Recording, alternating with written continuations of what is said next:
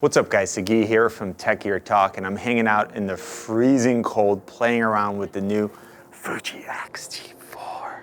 I've been fortunate enough to get to shoot with this pre-production model for a few days, and I want to put together a couple of videos for you to share my first impressions. We're actually going to be shooting this video with the X-T3, which I've been using since it came out, and it's quite possibly my favorite camera since 2018, and maybe even going into 2019. Now the X-T4 builds on a lot of the strengths of the X-T3, but Fuji added some tremendous features that could make me maybe retire the X-T3 and get one of these. So let's go get some shots.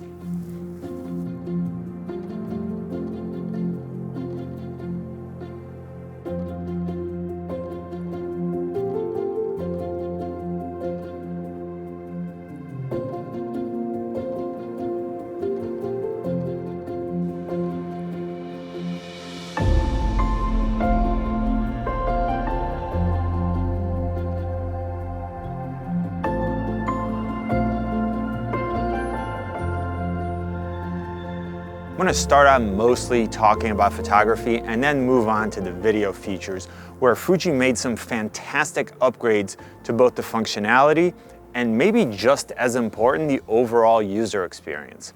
Again, this is a pre-production model, and I'll publish a more detailed review once I've used the full production version more extensively. As far as form factor, the X-T4 is very similar to the X-T3. If I wasn't that familiar with the X-T3, I probably wouldn't be able to tell the difference at a glance. As far as handling, the X-T4 is slightly bigger and a little bit heavier. It has a deeper grip, and it's actually more comfortable to hold. One of the most exciting features that was added to the X-T4 is in-body image stabilization, or IBIS, meaning that the sensor in the camera is actually able to shift within the body to help counteract camera shake. This is actually an improved system over what we saw on the X-H1, and Fuji says that it's 30% smaller and 20% lighter, which is how they are able to keep the form factor almost identical to that of the X-T3.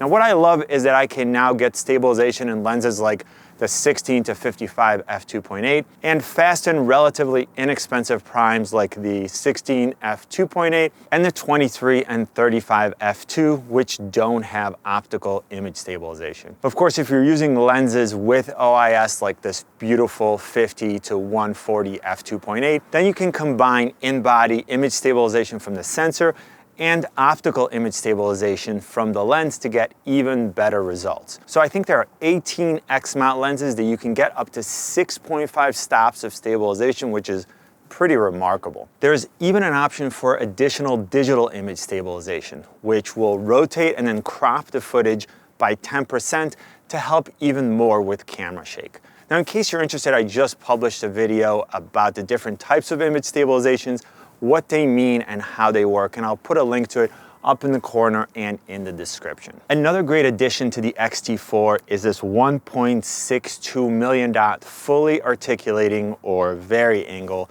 touchscreen. One of my few gripes with the X-T3 was the three-way tilt screen. And don't get me wrong, it's better than a two-way tilt screen because it still allows for low-angle viewing when shooting vertically. But when I consider all the ways that I use a camera, I just love having a fully articulating screen. Depending on what I'm shooting, I may be above the camera or below the camera. If I'm on a slider on the gimbal, there are times when I'm actually positioned to the side of the camera. And then of course, I spend a lot of time in front of the camera, and having a fully articulating screen just makes my life so much easier. I don't have to use an external monitor, and I know that I can always get the screen to face me, and that creates a much better user experience for me. I also really like being able to turn and face the screen inward so that it's protected while I'm traveling with the camera. I do want to mention that I'm fully aware of the fact that not everyone uses their cameras like I do, but I still think that having the flexibility to do all those things is really important.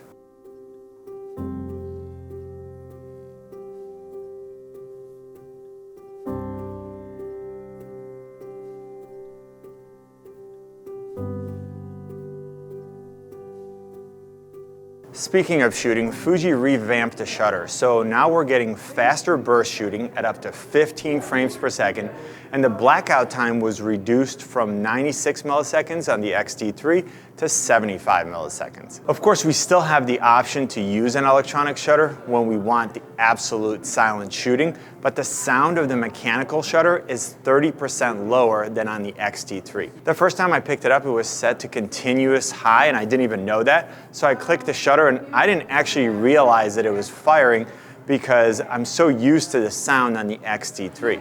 Now, the X-T4 shutter is also twice as durable as that of the X-T3.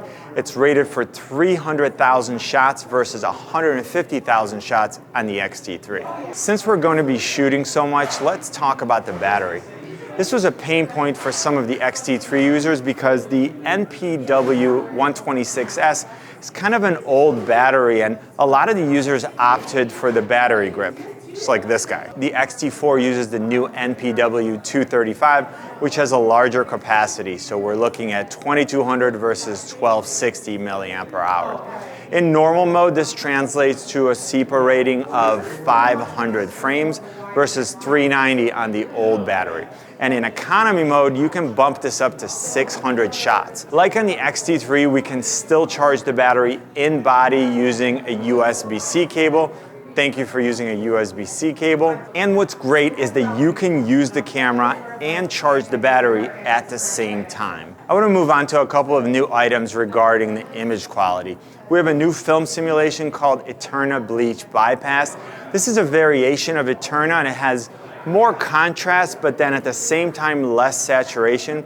It'll definitely give you a unique look. Of course, we have Provia, Velvia, Astia, Classic Chrome, Pro Negative High and Standard, as well as Classic Negative. We already talked about Eterna and Eterna Bleach Bypass, but we also have Acros and Monochrome for great black and white shots, and both of those are available with or without yellow, red, and green filters. And the last film simulation option we see is Sepia.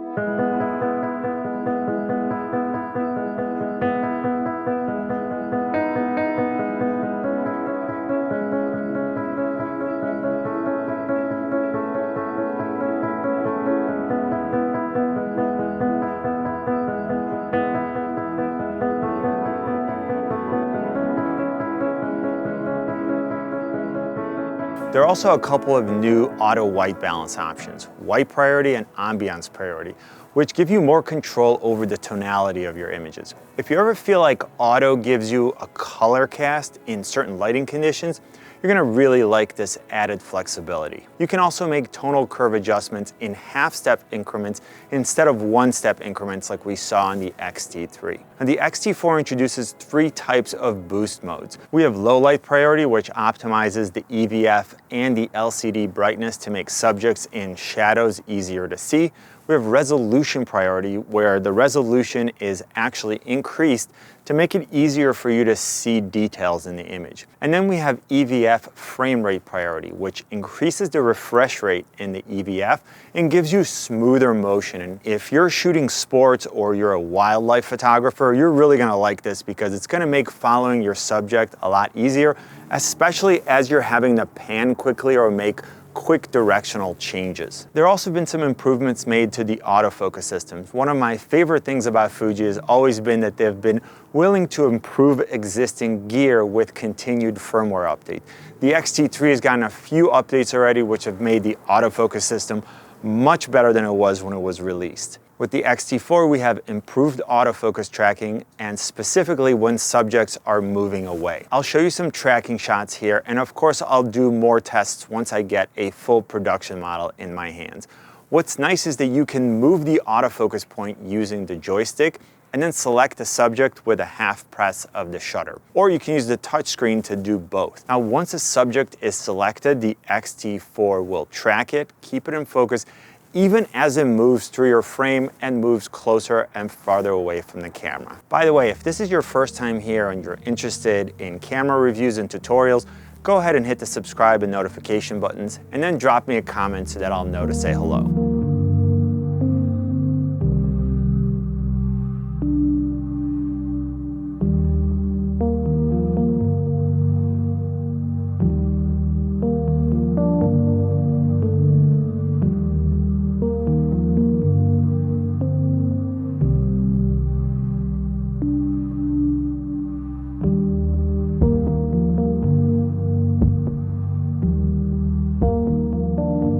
there are a few more design changes that I want to mention. First, the quick menu was moved to where the AF lock button used to be, and we now have an AF on button so we can use back button autofocus. We still have lockable dials on the top just like we had on the X-T1, 2, and 3. Of course, we still have the front and rear dials, and I did notice that the tension on these seems to be a little looser than on the X-T3. So for me, it required a little less force to rotate the dials, and it felt smoother. Fuji also opted for a removable door for the SD cards, so if you're using it on a rig or in a cage, you don't have to worry about that door getting in the way. I'm not exactly sure why they went with the floppy little rubber things on the left side. With the X-T3, there was a removable door, just like the new one for the SD cards, so I'm not really sure why they went backwards on the left side. I'll try to get some more answers for you from Fuji and include them in the detailed review.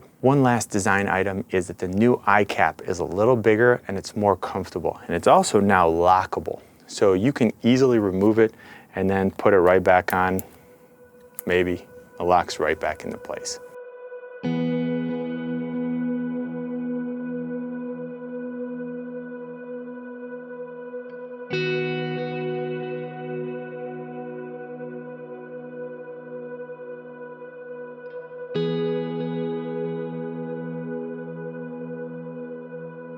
Now I want to talk about some great video updates that Fuji made with the X-T4. We already discussed IBIS and the optional digital image stabilization, which will absolutely give you smoother and more stable footage when you're shooting handheld. It's really great to have the camera remove a lot of the micro jitters that we see from handheld footage, and when I use it together with lenses that have OIS, it's even better.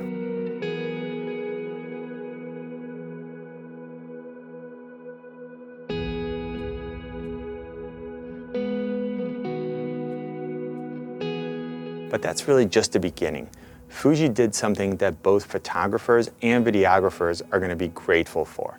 They completely separated stills and menu settings and controls. First, instead of having a movie mode as part of the mode dial, there's now a toggle under the shutter speed dial which will switch the camera from still to movie mode. This completely changes the menu system, and we now have mode-specific main and quick menus. So depending on which mode you're in, you don't have to worry about scrolling past all the grayed out options that are irrelevant. So for example, if you're in movie mode, you don't have things like image size, image quality, flash settings, and self-timer in your quick menu because obviously they're irrelevant. There's also another great feature called Movie Optimized Controls, which is an expansion of what we saw with Movie Silent Controls on the X-T3. When you turn this on, it disables all the top dials. So shutter speed, ISO don't work anymore. And it also disables the aperture ring on the lens. This way you can't inadvertently have the wrong shutter speed selected and ruin your footage. You can still control the settings using the front and rear dials or the touchscreen, but the settings are stored independently from stills mode. We can shoot 4K 60 at up to 200 megabits per second 420 internally if you're recording to the SD card, or if you want 422, just grab an external recorder and you're all set.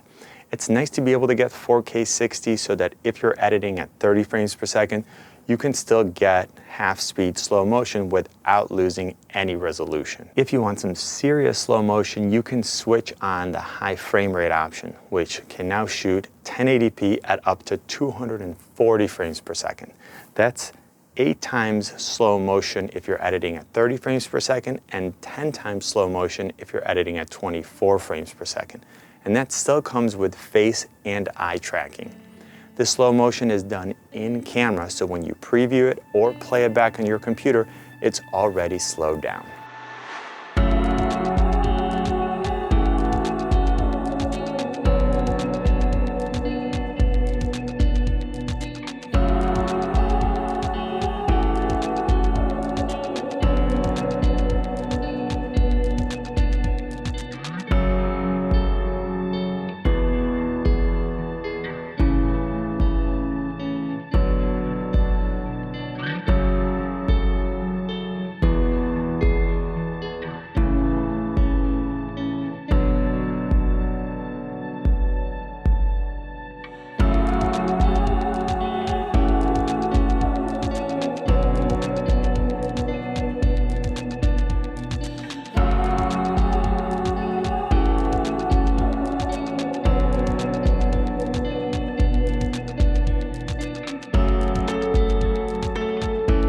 far as autofocus for video, Fuji is continuing to make improvements. After a few upgrades to the X-T3, I felt already that the face and eye detection were working extremely well for me. And unlike in the past, I don't even really think about it. I know it's solid and that I can rely on it. And I feel that with the X-T4, Fuji took the next step. One thing that is frustrating is that we still don't have subject tracking for video.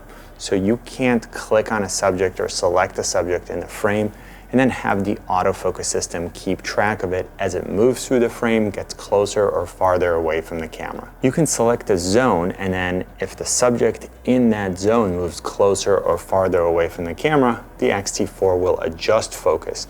But you have to make sure that you keep that subject in the zone, or the X-T4 will focus on whatever else is now occupying that same area. What is nice is that you can change the sensitivity of this function, and you can choose how quickly the autofocus system will react to this change and also how fast you want it to rack focus. You can use the joystick to move the focus point around, or you can just click on the touchscreen and select a new point.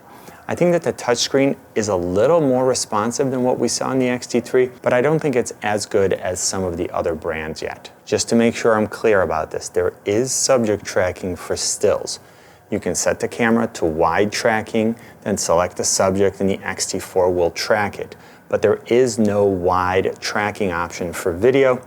Hopefully we get that in a firmware update. I know we talked about film simulation in the photography portion, but when it comes to video, I almost exclusively shoot in Eterna. If I'm not shooting in log, that's my favorite film simulation, picture profile, picture style, whatever you want to call it. And I've been super happy with the results. If you do need additional dynamic range, so for example, if you're in a super contrasty environment, you want to make sure that you're not blowing out your highlights or losing all the details in the shadow, you do have the option to record in F-Log. Just like with the X-T3, we have some great overlays, including a histogram, but I was really hoping that we would get waveforms with this upgrade. If you've watched my cinematic look tutorials, I explain how to use a waveform and why it's a more powerful tool than a histogram. So again, I'm a little disappointed that it wasn't included with the X-T4, especially since they continue to make video-specific upgrades. Fuji also didn't upgrade the micro HDMI to a mini or full-size HDMI, which would have been a plus, but it's definitely not the end of the world. From a video standpoint, this is a super powerful camera, and I really don't see any way that I'll continue to use the X-T3 once I have one of these, other than maybe as a B cam. Another thing that I found weird is that Fuji removed the headphone jack from the camera itself. There is a USB-C to 3.5 millimeter dongle, but on the X-T3, this was a headphone jack. Now you either have to use the dongle with the USB-C cable, or you need to buy the grip, which has a headphone jack. I want to take a moment to thank the Pixel Connection for hooking me up with this pre-production model of the X-T4 and making it possible for me to share my first impressions with you.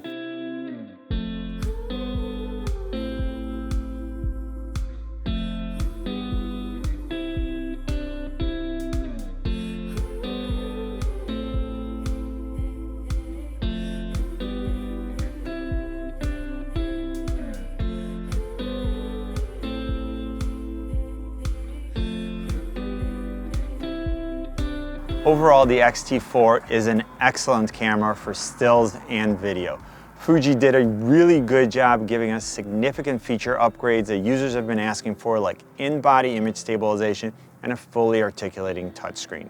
I do want to mention that you still can't use the touchscreen to navigate the main menu, but you can use it with the quick menu, and since I can customize it for both photography and video, I almost never go into the main menu, so it's not really a big deal. Image quality continues to be outstanding, and the video features make this such a powerful tool. Overall user experience with the X-T4 has been very good so far. It definitely looks like Fuji put some thought into how to improve it, and keep an eye for a more detailed review once I get my hands on a full production model. If you have any specific questions you want me to cover in that review, please let me know in the comment section. I really hope I was able to give you a good overview of the new X-T4.